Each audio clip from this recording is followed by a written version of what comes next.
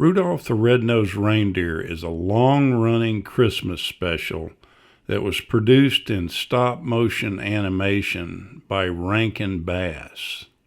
Now, it originally aired on NBC December 6, 1964, and is now the longest-running and highest-rated television special of all time.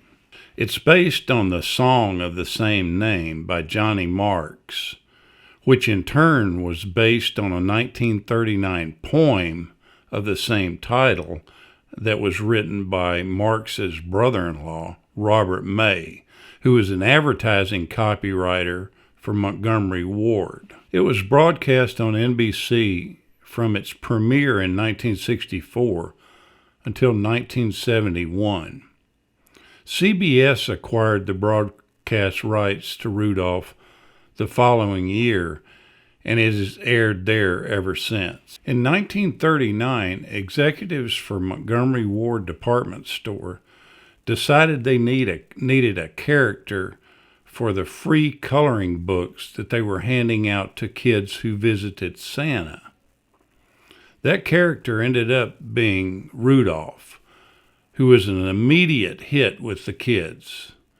Montgomery Ward gave out 2.4 million copies of the Rudolph booklet the first year alone. Now, Robert May was a copywriter for the Montgomery Ward mail-order catalog division, and he was the employee that was given the task of writing a story and creating a marketable character for the coloring book.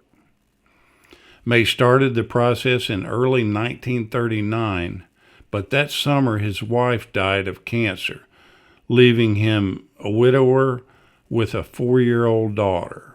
His boss tried to reassign the project, but he insisted on finishing it himself.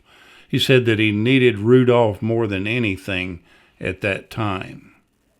He completed the story in August, and although Montgomery Ward could have kept the copyright for themselves, they handed it over to the financially struggling Mr. May in 1947. Now, Mr. May's brother-in-law, Johnny Marks, who wrote the lyrics for the famous song, gave it to Gene Autry to record. And Gene Autry almost passed on it, but his wife urged him to do it. Just give it a shot, she thought. And since Autry recorded it, the tune has sold more than 150 million copies. Now, almost all of the voice actors were Canadian. It kind of makes sense, especially because it took place at the North Pole. While the voice actors recorded their parts in Toronto, the stop-motion animation took place in Japan. It took about 18 months for them to produce it in a staggering set that had 22 rooms to it. The animators spent 2 days just observing deer to learn how they moved, to try to mimic that in Rudolph and the other reindeer's movements. Now, there were more than 200 puppets that were carved for the production.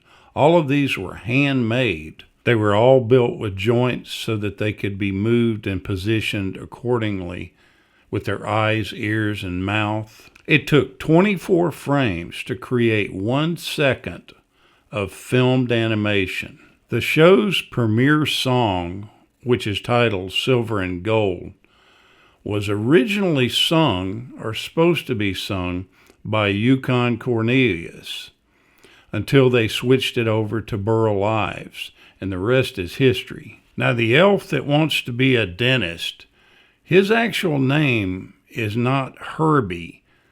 A lot of people think that's what his name is, but his name is Hermie. Rudolph himself was actually pretty small. He was only about 4 inches high. The Santa stood about 8 inches. Now, Burl Ives lent his voice to Sam the Snowman and to the narration of the special. And the funny thing about it, the Sam the Snowman figure was actually modeled after Burl Ives. And that's pretty obvious when you look at it and look at Burl Ives. Now, one of the names that the original writer, Mr. May, planned on using was Reginald. He actually thought of another name called Rollo and really strongly leaned towards one of these two names, and then eventually decided on Rudolph.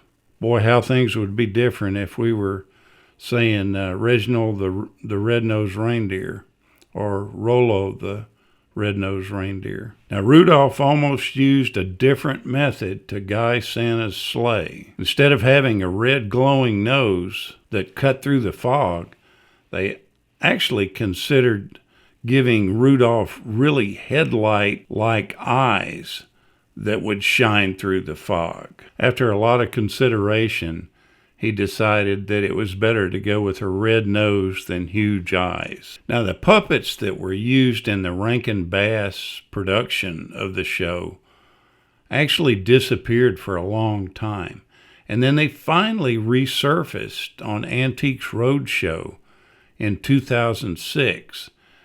Now, they were pretty beaten down and not taken care of very well, but I think they were eventually restored to their own pristine condition. Rudolph had lost his red nose, and Santa had lost one of his eyebrows and part of his beard, I think. Rudolph the Red-Nosed Reindeer may have started as an enticement for shoppers, but the little reindeer endeared himself to everyone who heard his tale. This show is completely timeless. I remember watching it as a kid. My kids watched it when they were kids. My grandkids watch it now. Who would have thought that this corny, unsophisticated filming project would turn into the classic that it is today?